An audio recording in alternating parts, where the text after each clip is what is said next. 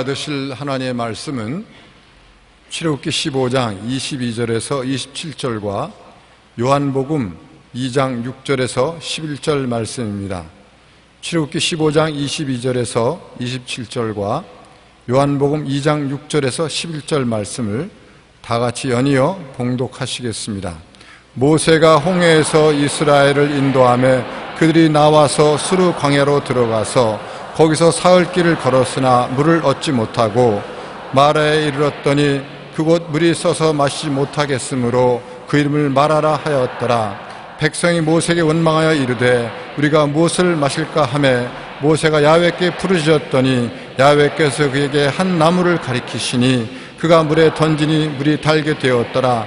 거기서 야훼께서 그들 위하여 법도와 율례를 정하시고 그들을 시험하실세 이르시되 너희가 너희 하나님 나 야훼의 말을 들어 순종하고 내가 보기에 의를 행하며 내 계명에 귀를 기울이며 내 모든 규례를 지키면 내가 애굽 사람에게 내린 모든 질병 중 하나도 너희에게 내리지 아니하리니 나는 너희를 치료하는 야훼임이라. 그들이 엘림에 이르니 거기에 물샘 12과 종려나무 70그루가 있는지라. 거기서 그들이 그물 곁에 장막을 치니라.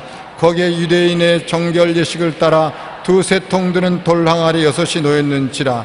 예수께서 그들에게 이르시되 항아리에 물을 채우라 하신즉 아기까지 채우니 이제는 떠서 연회장에 갖다 주라 하심에 갖다 주었더니 연회장은 물로 된 포도주를 맛보고도 어디서 났는지 알지 못하되 물도온 하인들은 알더라. 연회장이 신랑을 불러 말하되 사람마다 먼저 좋은 포도주를 내고 취한 후에 낮은 것을 내거늘 그들은 지금까지 좋은 포도주를 두었도다 하니라. 예수께서 이 첫 표적을 갈릴리 가나에서 행하여 그의 영광을 나타내심에 제자들이 그를 믿으니라. 아멘. 오늘 저는 변화시키시는 하나님이란 제목으로 여러분과 함께 은혜를 받고자 합니다. 하나님의 백성들이 모인 곳이 교회입니다. 주님이 너희 두세 사람이 내 이름으로 모인 곳에는 나도 너희 가운데 있겠다고 말씀하셨습니다. 그러므로 구약 이스라엘 백성들이나 오늘 예수 그리스도를 구주로 믿는 초교파적인 여러 사람들이나 두세 사람이 모인 곳이 교회인 것입니다.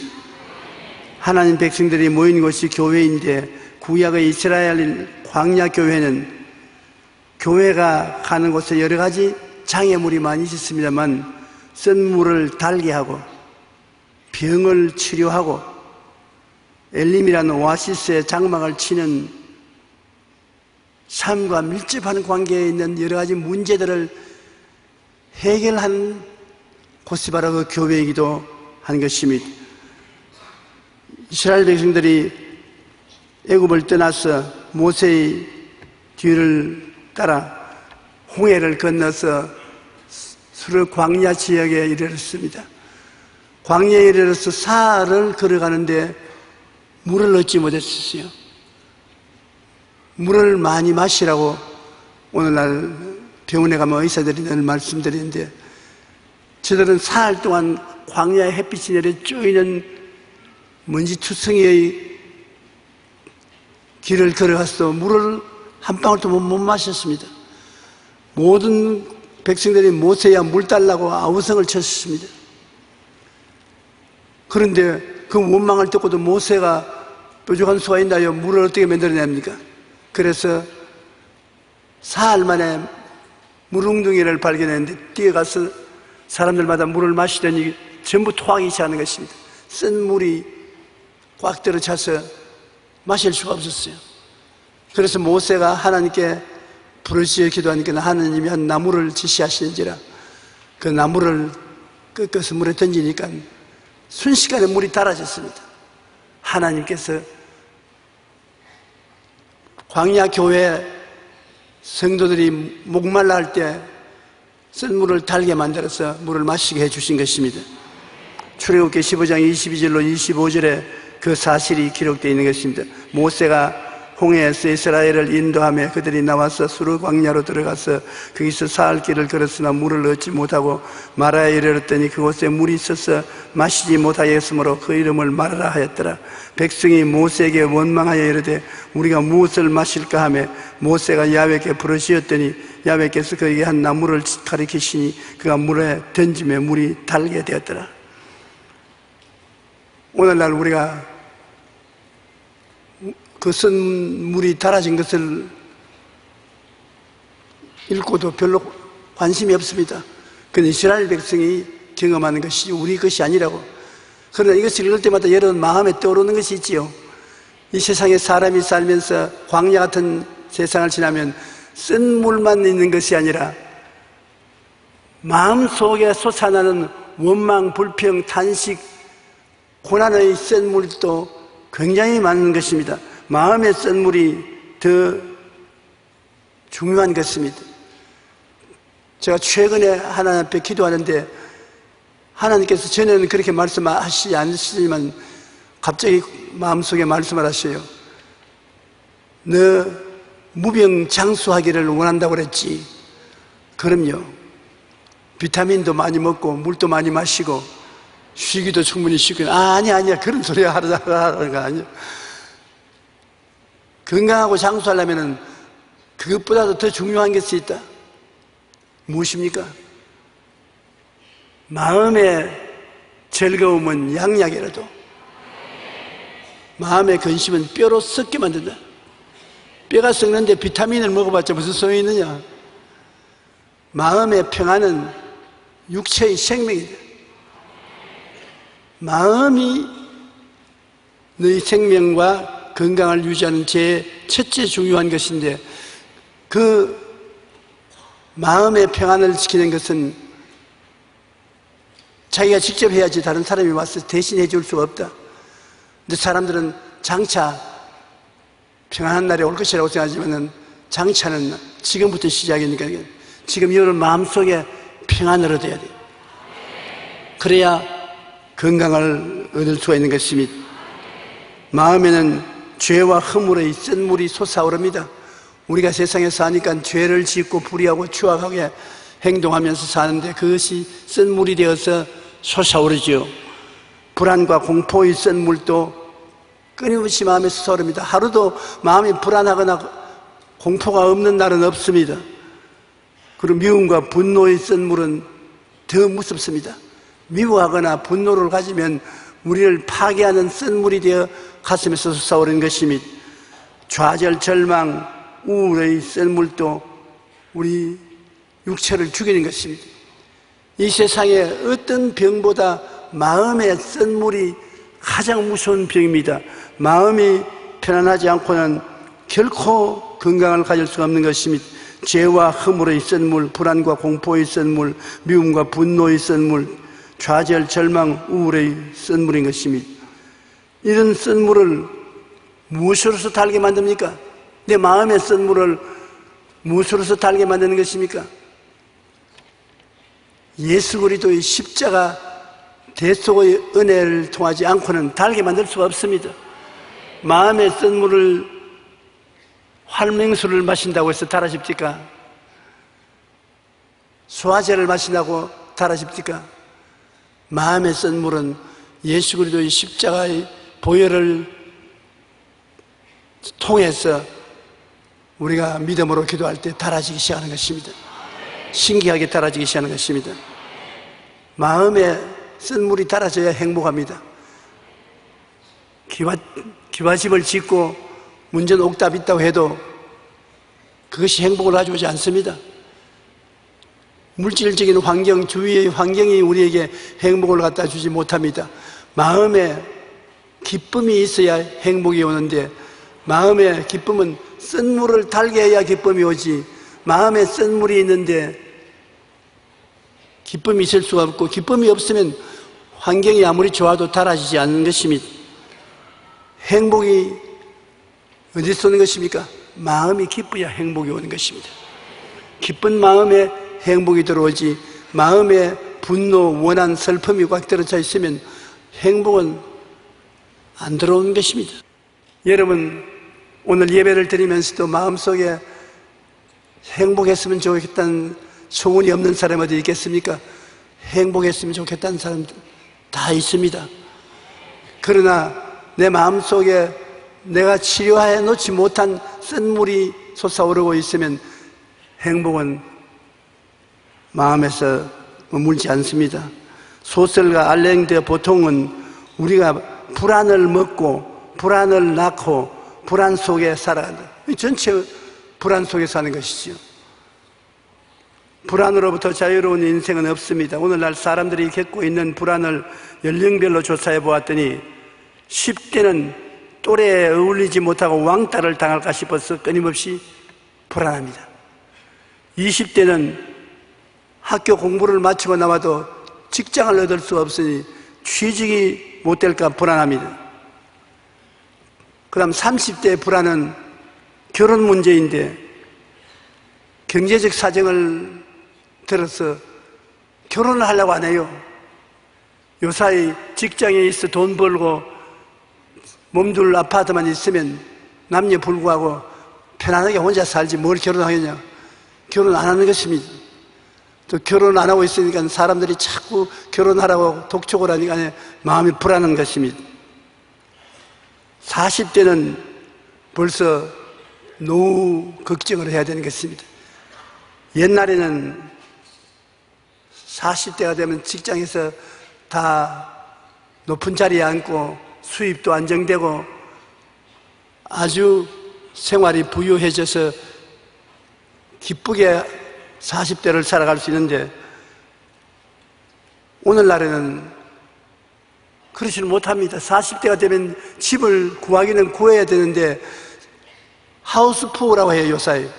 왜냐하면 내 집을 갖기는 갖고 있는데 실제 알레 들여다보면 빚이 잔뜩 많아요. 집 없는 것보다 더 못하는 게 빚을 지고 있는 것입니다. 왜냐하면 40대가 되면 집을 가지고 있어야 아내나 자식들 앞에 체면이 있었는데 집을 빚을 내가지고 쓴단 말입니다. 은행에 빚을 내가지고서 집을 사서 매달마다 이자를 지불하고 나니까 허리가 휘청하게 휘이는 것입니다. 그러므로 하우스푸어가 되어서 집이 있으면서도 비담 때문에 빈곤하게 사는 것입니다. 노후를 대비할 여력이 없어 이제 늙으면 어떻게 할까 걱정이 태산인 것입니다. 50대는 고립에 대한 불안인 것입니다. 직장에서나 회사에서나 나갈 사람 나가라고 하는 것입니다. 벌써 은퇴의 그림자에 덮여서 불안하게 살고 있는 것입니다. 사회에서 완전히 버림받고 고립되지 않을까 하는 불안감이 강하게 느껴지는 것입니다. 그리고 60대가 되면은 언제 갈지 모르니까 가는 동안은 건강하게 살아야 되겠다. 건강에 대한 불안이 다가오는 것입니다. 박원서 작가의 홈이라는 산문집에 이런 글이 있습니다. 젊었을 적에 내 몸은 나하고 가장 친한 사이였습니다. 나하고 가장 친하고 맘만 벗겼더니 나이가 들면서 차차 내 몸은 나에게 삐치기 시작하여 늙음하게 내 몸은 내가 한평생 모시고 길들여온 나의 가장 무서운 상전이 됩니다. 안 아프던 어깨도 아프고 허리도 아프고 다리도 저리고 소화도 안 되고 잠자리도 편안히 자기도 할 때도 있고 못 잘 때도 있고 이제는 내 몸이 나에게 상전이 되는 것입니다. 이러한 것을 우리가 다 이기고 평안하기 위해서는 갈보리 십자가의 나무를 발견해야 되는 것입니다. 교회 와서도 하나님 말씀을 듣고 예수님을 만나야 돼요. 듣기만 하지 말고 내 마음이 그리스도 안에 만남을 갖고 변화를 받아야 되는 것입니다. 예수님을 만나면 예수님이 우리에게 고요하고 잔잔하게 확실히 말씀합니다. 뭐라고 하시겠어요? 걱정 마라, 내가 다 이루었다. 처참하게 얻어맞아 피투성이가 되고 고통을 당하면서 주님 마지막에 내가 다 이루었다, 그 말씀 남기시고 운명하시는데 부활하신 예수님께서도 오늘 우리에게 하신 말씀 무엇인지 알겠습니까? 여러분에게 찾아오셔서 여러분 귀에 대고 내가 다 이루었다. 걱정하지 마라. 내가 다 이루어 놓았으니 내만 의지하라. 왜냐하면 예수님이 이사야서 53장 5절에 보면 이사야는 예수님 오시기 약 700년 전에 예언을 했습니다. 그가 찔리면 우리의 허물 때문이요 그가 상하면 우리의 죄악 때문이라. 그가 징계를 받으면 우리는 평화를 누리고 그가 채찍에 맞음으로 나음을 받았도다. 한번 따라 말씀해 주십니다. 그가 찔리면 나의 허물 때문이요 그가 상하면 나의 죄악 때문이라. 그가 징계를 받음으로 내가 평화를 누리고 그가 채찍에 맞음으로 나는 나음을 받았도다. 그러므로 내가 굉장히 중요합니다. 하나님 앞에는 그 아들을 보내어서 엄청난 고통을 당하게 한 것은 내 때문이야. 그랬대. 자꾸 이유 때문에 그렇다고 생각하지 마십시오. 이 성경 읽을 때 옆에 성도들이 같이 많이 앉아있는데 그것을 저 김씨 들으라고 제가 오늘 성경에 나온다. 박씨 들으라고 제가 말씀한다. 그렇게 생각하면 큰일입니다. 내 때문에 주님 내 때문에 고난다 했다. 그럼 주님께서 곧장 여러분에게 대답하시는 것입니다. 내가 다 이루었다. 너는 걱정하지 말아라. 내가 다 이루었다. 걱정투성인 나를 위해서 주님이 하늘과 땅의 모든 권세를 내가 다 가지고 있고 내가 너를 위해서 다 이루었으니 걱정 말고 맡기고 의지하라.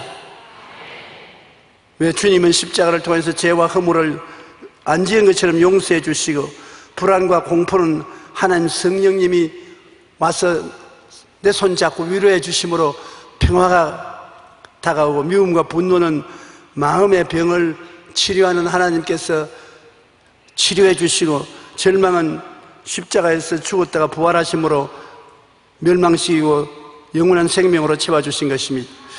그러므로 예수 그리스도의 십자가의 고난은 여러분과 나에게 인생에 절대 필요한 평안을 갖다 주시는 것입니다. 십자가를 통하지 않고는 진실한 마음의 평안과 기쁨을 얻을 수가 없습니다. 그런데 주님께서 우리에게 찾아오시면 십자가의 대속을 통해서 평안만 주실 뿐 아니라 우리에게 참으로 필요한 영적인 향기를 허락하여 주시는 것입니다. 주님을 모시고 사는 것은 잔치와 같은 것입니다. 잔치에 반드시 있어야 될 것은 포도주가 필요한 것입니다. 예수님께서 가나의 혼인잔치에 어머니와 제 아들과 함께 초청받아 갔는데 한참 잔치가 무르익을 때 포도주가 떨어졌습니다. 그러니 신랑이 아주 난처하게 되었습니다.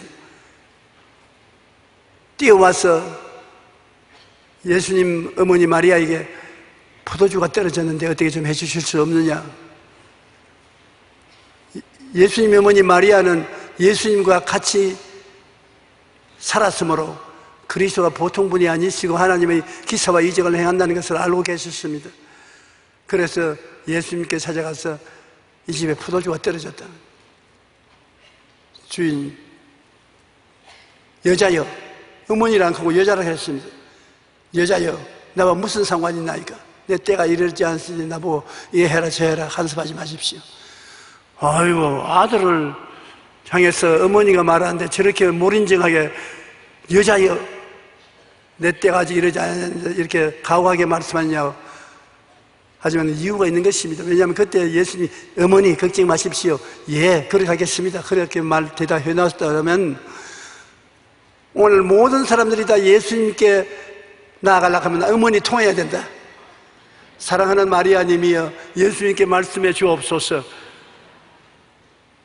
완전히 예수님 위에 마리아를 앉힌다. 안 그래 나도 오늘날 가톨릭 교회에서는 마리아를 통해서 예수님께 나간다 그러는데 그 말까지 했더라면 예수님은 완전히 마리아의 신부름꾼처럼 되고 말았을 것입니다. 예수님은 그 때가 올 줄 알고서 방지시키기 위해서 주님이 당신이 나와 무슨 상관이 나니까, 어머니여 나와 무슨 상관이니까 그 말도 안 했습니다. 여자여 나와 무슨 상관이 나니까. 그 어머니는 그걸 알았기 때문에 당장 하인에게 말하기를, 쉿, 내가 말하면 안 돼. 무엇이든지 예수님이 말씀한 대로 순종하라. 그러면 좋은 일이 생겨날 것이다. 잠시 후에 예수님께서 그 집에 결례통이라고 유대인이 예식할 때 손발 씻는 물동에 물 두세 그릇이 들어가는 그런 큰 물독이 있는데 그 물독 6에 물을 갖다 채우래. 그 물을 갖다 채우니까 떼가지고 잔치장에 갖다 주라고 하죠. 갖다 주니까 아주 향기로운 포도주가 되었습니다. 예수님께서 우리가 즐기고 대접하기 위해서, 잔치를 위해서 포도주가 필요할 때는 포도주를 만들어 주었습니다. 요한복음 2장 1절로 11절에 예수님이 제일 먼저 행한 것이 물을 포도주로 변화시키는 것입니다. 사흘째 되는 날 갈릴리 가나의 혼인에 있어서 예수의 어머니도 거기 계시고 예수와 그 제자들도 혼례 청함을 받았더니 포도주가 떨어진지라. 예수의 어머니가 예수에게 이르시되 저들에게 포도주가 없다 하니 예수께서 이르시되 여자여 나와 무슨 상관이 있나이까? 내 때가 아직 이르지 아니하였나이다. 그 어머니가 하인들에게 이르되 너희에게 무슨 말씀을 하시든지 그대로 하라 하니라. 거기에 유대인의 정결 예식을 따라 두세 통 되는 돌 항아리 6이 놓였는지라. 예수께서 그들에게 이르시되 항아리에 물을 채우라 하신 자 여기까지 채우니 이제 떠서 연회장에 갖다 주라 하시매 갖다 주었더니 연회장은 물로 된 포도주를 맛보고도 어디서 났는지 알지 못하되 물떠온 하인들은 알더라.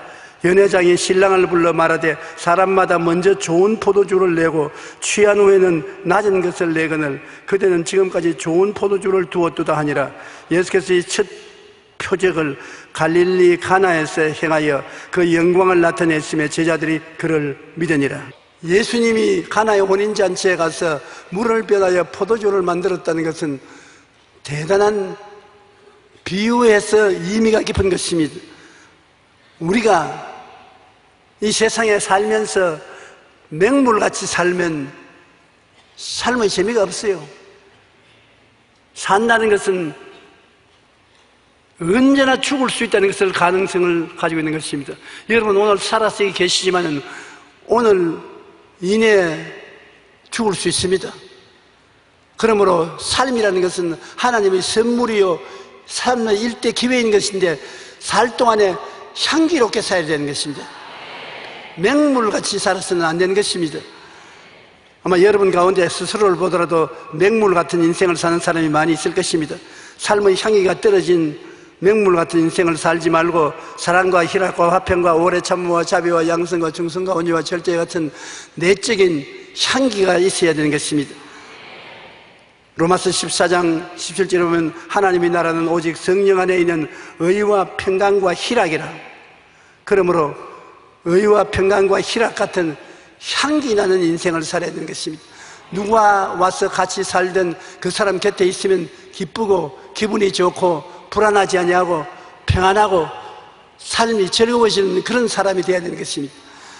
그 사람이 옆에 오면 불안하고 겁이 나고 또 무슨 일을 저지를지 떨리는 것입니다.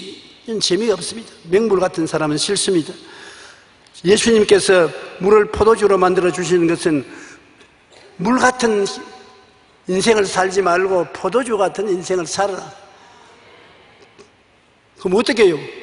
가나의 혼인잔치에 예수님을 모시니까 예수님이 포도주를 만들어 주셨는데 여러분 생애에도 예수님을 모시고 예수님이 여러분의 생애를 변화시켜 줄 줄 믿어야 되는 것입니다.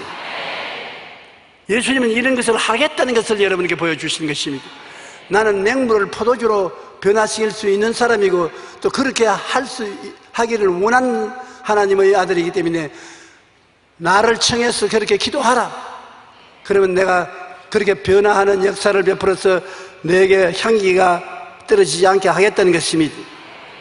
포도주는 달콤한 것이기 때문에 여러분, 예수님을 모신 사람은 포도주와 같이 마음이 온유하고 겸손한 인격을 가져야 되는 것입니다.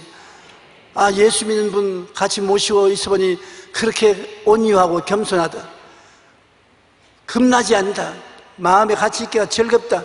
그 얼마나 좋은 것입니까? 사나운 사람만 지금 여러분 싫은 사람 없습니다.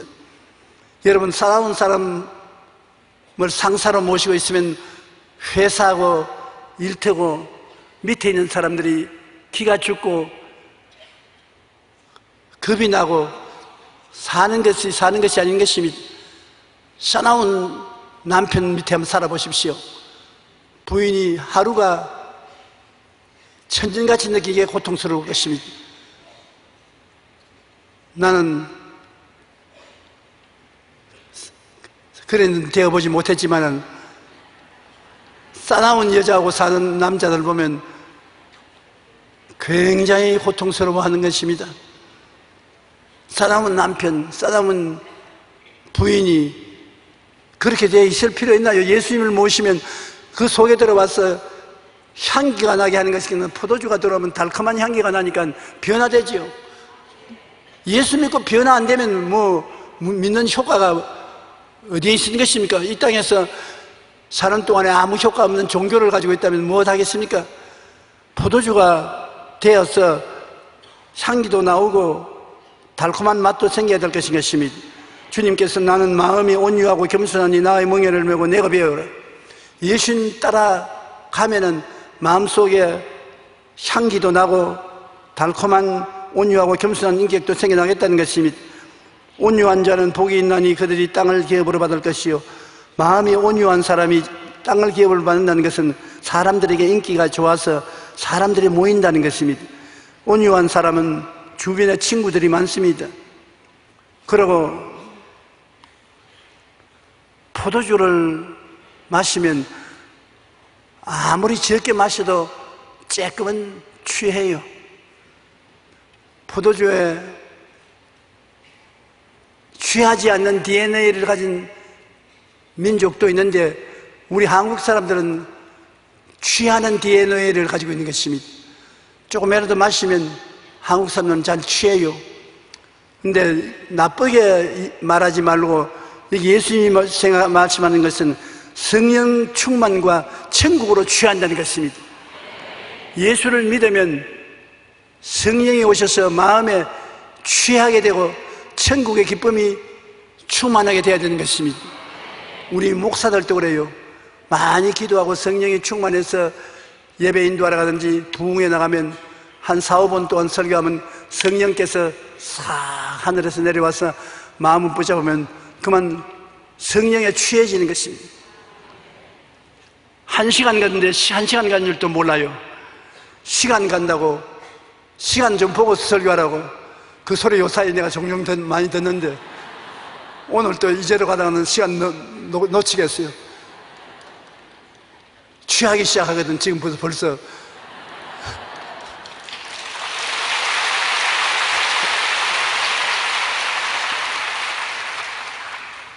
성도들도 취하고 목사들 취하면 가나의 혼인잔치와 같은 예배가 되는 것입니다. 그와 같이 되기를 바랍니다. 에베소 5장 18절에 오직 성령으로 충만함을 받으라. 이 말은 성령으로 취해라. 성령으로 취하면 이 세상에서 체험하지 못한 아름다운 향기를 맡을 수 있고 체험할 수가 있다는 것입니다. 성령이 오셔서 마음속에 취하게 되고 즐겁게 되면 데살로니가전서 5장 16절 18절 같이 항상 기뻐하라, 쉬지 말고 기도하라, 범사에 감사하라, 이것이 그리스도 예수 안에서 너희를 향하신 하나님의 뜻이니라. 십자가 속의 은혜가 넘쳐나서 맹물 같은 삶이 포도주같이 변화되는 것입니다. 여하간 그리스도의 복음은 변화를 가져와야 되는 것입니다. 종교가 우리 마음속에 변화를 가져오지 못하면 부담이 되는 것입니다. 그렇지 않더라도 수고하고 무거운 짐을 지고 사는데 종교적인 수고하고 무거운 짐이 하나 더 보태어지면 인생이 더 괴로워지는 것입니다. 우리가 예수를 믿음으로 말미암아 마음속에 변화가 다가와서 그로 말미암아 마음이 평안해지고 향기로운 인격을 갖게 되고 기뻐지고 행복해져야만 되는 것입니다. 쓴 물은 달아지고 맹물은 잔치 때 포도주같이 되는 변화를 주님은 가져오기를 원하시는 것입니다. 우리가 그렇게 되기를 원할 뿐 아니라 주님은 여러분을 쓴 물이 달아지기를 원하시고 맹물이 포도주같이 되기를 원하시는 것입니다. 그렇기 때문에 그런 일을 성경에 적어서 우리에게 읽게 하시지 않습니까? 오늘 나중에 통성기도할 때 우리 주님 마음의 맹물을 포도주처럼 달게 만들어 주시옵소서. 향기로운 우리가 되게 하여 주시옵소서. 한번 기도하기 시작하십시다. 주님은 구하는 자에게 주시는 것입니다. 너희가 없는 것은 구하지 아니하며 그렇게 말씀하기 때문인 것입니다. 고린도후서 5장 11절에 누구든지 그리스도 안에 있으면 새로운 피조물이라 이전 것은 지나갔으니 보라 새 것이 되었도다. 예수님이 들어와서 우리가 변화되어 새 것이 되어야만 되지, 옛날 그대로의 인간으로 있으면 믿는다는 증거를 할 수가 없는 것입니다. 효과도 없고요. 십자가의 도가 멸망하는 자들에게는 미련한 것이요 구원을 받는 우리에게는 하나님의 능력이라. 구원을 받았으면 하나님의 능력으로 변화를 받아야지. 구원을 받고도 아무런 변화가 우리 생애 속에 닿지 못하면 소용이 없는 것입니다. 물론 천국 가는 것은 좋은데 천국 가기 전에 이 땅에 천국을 마음속에 모시고 살아야 되는 것입니다. 우리가 복음이 들어오면 마음에 용서받은 의로움을 하나님께로부터 선물로 받았으므로 의로운 사람은 평안으로 하나님이 축복해 주시는 것입니다. 예수 믿고 마음이 편안해져야 돼요. 죄가 있으면 마음이 불안합니다. 그러나 그 죄를 주님께 다 맡기고 주님이 평안을 주시면 마음에 평안하게 되는 것입니다. 사람이 마음에 평안이 없으면 행복이 없어요. 그러므로 우리가 믿음을 말미암아 의롭다 하심을 얻었으니 우리 주 예수 그리스도로 말미암아 하나님과 화평을 누리자. 마음이 평안하면 굉장한 축복이 되는 것입니다. 우리는 하나님과 우리 사이에 화평을 누리게 되고 이웃과 사이에 화평을 누리게 되는 것은 예수님께서 우리의 죄를 대신 짊어지고 불의를 청산하고 이 의로움을 주시기 때문인 것입니다. 허물진 삶은 거룩하게 되고 성령이 오심으로 성령이 우리를 도와주시는 것입니다. 우리를 구원하시되 우리가 행한 바 의로운 행위로 말미암지 아니하고 오직 그의 긍휼하심을 따라 중생의 씻음과 성령의 새롭게 하심으로 하셨나니 우리 주 예수 그리스도로 말미암아 우리에게 성령을 풍성히 부어 주신다고 말하는 것입니다. 우리의 행위로서 하면은 주님 앞에 축복을 받을 수 있는 조건이 되지 못합니다. 그런데 우리가 알아야 될 것은 예수님이 우리 대신해서 부족한 것을 다 청산하고 대가를 지불하고 이제는 주님께 구하면 값없이 주려고 기다리고 계신다는 것입니다. 예수님께서 우리를 새롭게 심신을 씻어서 새롭게 만들어 주시고 성령으로 말미암아 우리를 새로 변화시켜 주신다. 그러므로 예수님께 우리가 꼭 구할 것은 이제 주님을 모셨으니 변화시키는 기적을 베풀어서 나를 하여금 포도주같이 되게 하여 주시옵소서. 향기롭게 만들어 주시옵시고 행복하게 만들어 주시옵소서. 그래서 주님이 변화시키는 기적을 우리 생애 속에 체험할 수 있어야만 되는 것입니다. 허물진 인생이 거룩하고 성령이 오심으로 변화되면 나도 행복하고 이웃도 행복하고 즐거워지는 것입니다. 우리가 하나님 은혜로 말미암아 심신이 병과 스트레스에서 자유롭게 되도록 해 주셔야 되는 것입니다. 예수 믿으면서 늘 병들고 늘 스트레스에 있으면 어떻게 하겠습니까? 주님은 변화시켜 주시는 하나님, 기적을 베풀어 주시는 하나님이겠습니다. 아무리 기독교가 고상하고 신학이 깊다 하더라도 우리에게 변화를 갖다 주지 않으면 뭘 하겠습니까?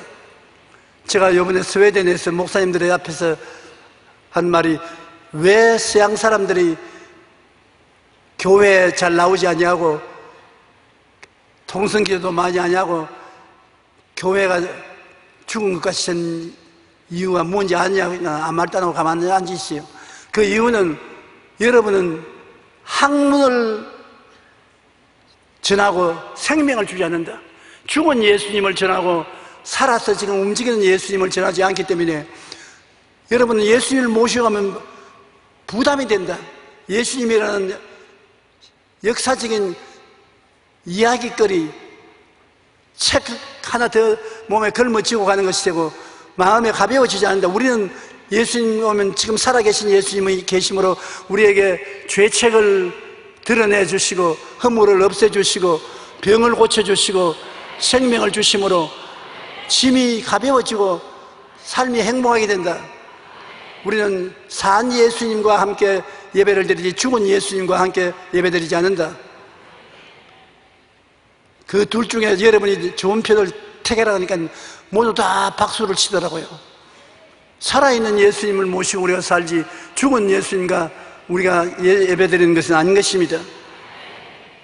출애굽기 15장 26절에 보면 이르시되 너희 하나님 나 야훼의 말을 듣고 순종하고 나보기에 의를 행하며 내 계명에 귀를 기울이며 내 모든 규례를 지키면 내가 애굽 사람에게 내린 모든 질병 중 하나도 너희에게 내리지 아니하리니 나는 너희를 치료하는 야훼임이라.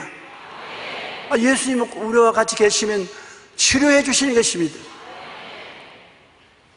영육간에 치료함을 받아서 심신이 건강해져야 기쁘고 행복해지는 것입니다. 사도행전 10장 38절에 하나님이 나사렛 예수에게 성령과 능력을 기름 붓듯하셨으며 제가 두루 다니시며 선한 일을 행하시고 마귀에게 눌린 모든 사람을 고치셨으니 이는 하나님이 함께 하심이라. 여러분 꼭 주무시기 전에 마귀를 쫓아내고 하루 종일 일할 때도 마음을 살펴서 마귀를 쫓아내는 이유가 여기 있는 것입니다. 마음에 주무시기 전에 가만히 살펴보십시오. 마음에 분노가 꽉 들어차 있으면 분노하는 마귀가 붙어 있는 것입니다. 불안한 마음이 마음을 점령하고 있으면 불안한 귀신이 마음을 점령하고 있는 것입니다. 마음에 우울한 모습이 보이면 우울하게 하는 마귀가 여러분 누르고 있는 것입니다. 여러분 마음을 기도하면서 가만히 살펴보면 마귀의 모습이 마음에 보입니다.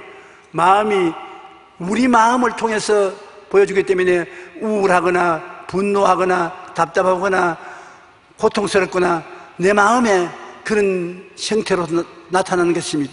그러면 이 더러운 귀신아 나사렛 예수 그리스도 이름과 그 보혈의 능력을 의지해서 명하노니 나가라.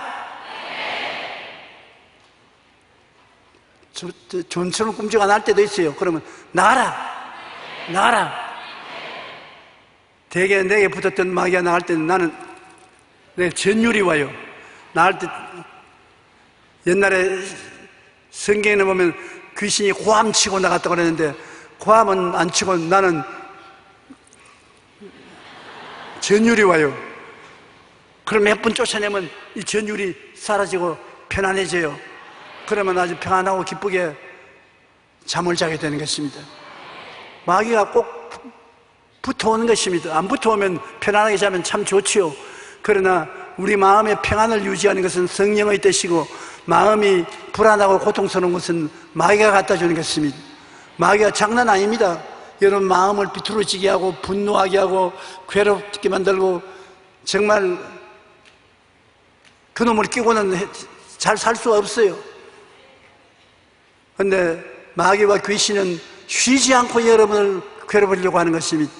70인이 귀신을 쫓아내고 기쁘게 주님께 돌아오니까 주님께서 말씀하기를 귀신이 너희에게 순종하는 것으로 즐거워하지 말고 너희 이름이 생명체에 기록하는 것으로 즐거워하라.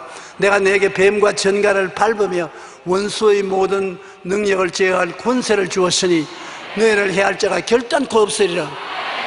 마귀를 대적하라 그러면 제가 너를 피하리라 했으니까 여러분이 마귀를 대적하고 자유와 해방을 얻고 승리에 살게 되시기를 바랍니다. 그러므로 심신이 병과 스트레스에서 자유롭게 되어 주님의 은총을 의지하고 평안과 기쁨으로 살면은 우리가 행복을 누릴 수가 있는 것입니다. 우리 저주 때문에 실패와 가난의 삶에서 아브라함의 축복과 형통을 기대하고 체험하고 산다는 것은 참 좋은 것입니다. 아담과 하와가 타락함으로 말미암아 하나님이 분노하셔서 저주하셨습니다. 아담과 하와는 하나님의 저주를 받았기 때문에 그때부터 몸이 병들기 시작하고 자녀를 해산하고 기르기에 고통을 당하고 농사지어서 먹기 살기에 이마에 땀을 흘려 먹고 살게 되고 인간에게 고통을 가져오고 낭패와 실망을 가져오게 된 것입니다. 저주라는 것은 이마에 땀과 동일하게 반드시 고통을 가져오는 것입니다.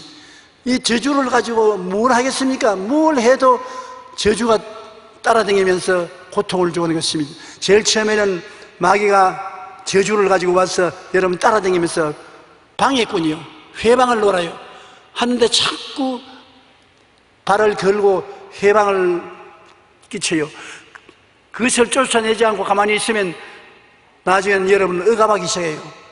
가로막고 억압하고 병들고 못하게 계속해서 그러면 우울하게 만들고 나중에는 마귀의 종이 되고 말아요.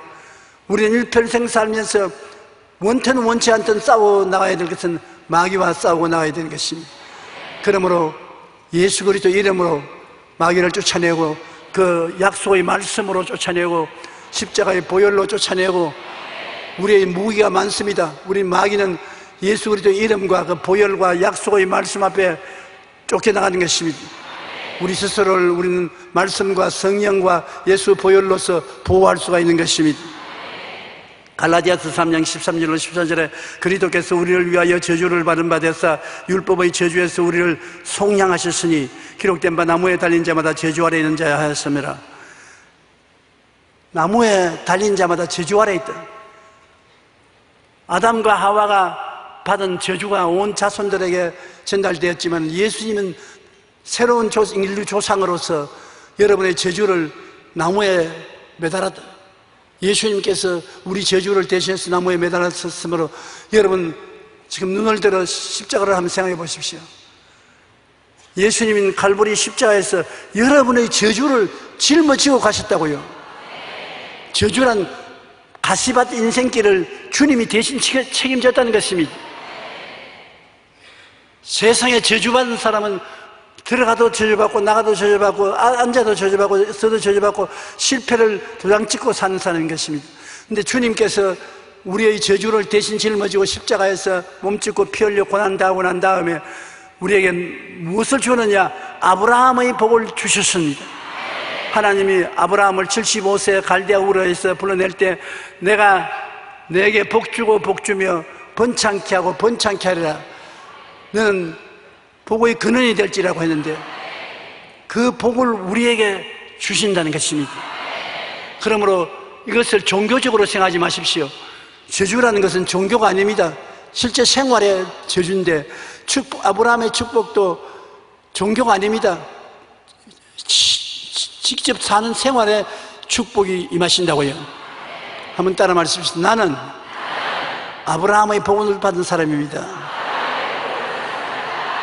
여러분 복덩어리입니다. 절대로 저주받았다고 말하지 마십시오. 복덩어리로서 일어났는데 복을 받고 앉아도 복을 받습니다.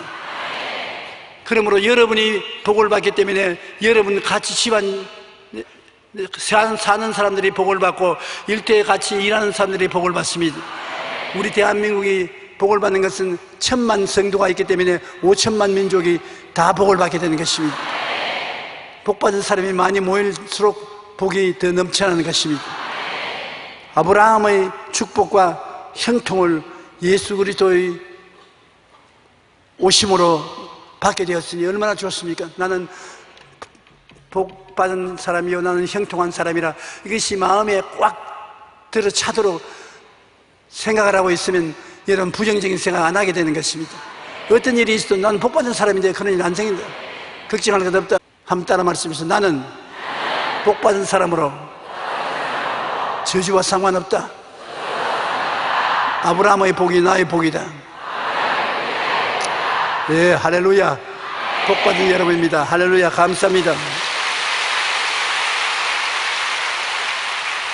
그런 변화가 예수 믿고 와야 되죠. 그런 신앙이 들어오고 그러한 생각이 들어오고 말을 해도 그런 말을 하고 삶에도 그런 축복을 누리게 되는 것입니다. 그러고 난 다음에 천국의 소망이 그리스도 안에서 얼마나 확실합니까? 주님께서 저를 위하여 십자가에서 죽었다가 사흘 만에 부활해서 성천하시고 우리를 다시 데리러 오겠다고 약속했으니 우리가 안 죽으면 좋겠지만은 죽어도 좋다는 것입니다. 죽는 것 조금 더 겁이 안 난다고 다 큰 소리 하는데 내가 부흥에 나가서 그러나 지금 당연히 죽는 것보다 100살을 살고 죽는 것이 좋죠. 다 박수 치더라고요.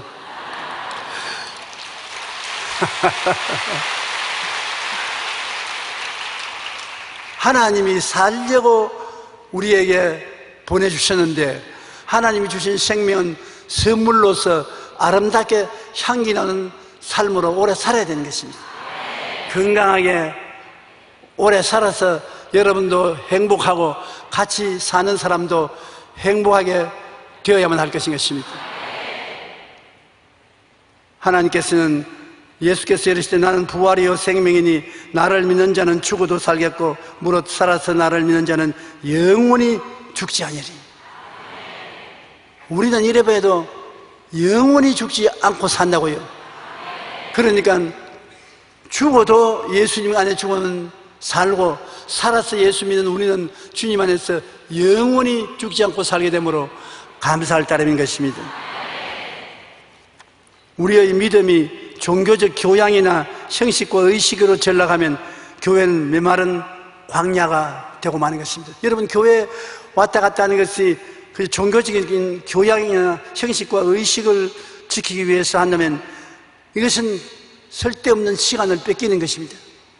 우리 예수 믿고 교회 나와서 설교 듣고 기도하는 것은 썬물이 달아지고 맹물이 포도주가 되는 변화를 체험하기 위해서 오는 것입니다. 교회는 그런 곳입니다. 교회는 예수님이 계셔서 여러분을 만나주시고 여러분의 필요를 채워주시고 무엇보다도 변화시켜 주시는 역사를 베풀어 주신 것입니다. 한번 따라 말씀해 주세요. 예수님은 내 안에서 변화를 가져와 주시는 것입니다. 그러므로 변화를 구하는 여러분 되시기를 주님 이름으로 축원합니다. 우리 신앙은 천국 포도주에 취한 삶을 체험해야 되는 것입니다. 세상 술에 취하지 말고 포도주 성령에 취하는 경험을 해야 되는 것입니다. 성령으로 취하면 기도도 술술술 실타래 풀듯이 풀려나오고 마음의 슬픔과 괴로움이 사라지고 이웃의 좋은 칭찬과 즐거움을 나누어 갖는 사람이 되고 좌우한 멋있다고요. 성령의 포도주로 취해야 되는 것입니다. 그래서 저는 집회를 하고 돌아오면 사람들이 물을 때가 있습니다. 오늘 집회 잘 되느냐고. 그걸 대답할 필요 없습니다. 오늘 나나 성도나 술 취한 것 같았다. 성령에 취했다. 인간의 상상을 초월한 아름답고 행복한 시간을 교회에서 가질 수 있었다는 것입니다. 천국 포도주에 취한 오늘 하나님의 성령의 축복이 여러분에게 임하시기를 주의 이름으로 축원합니다.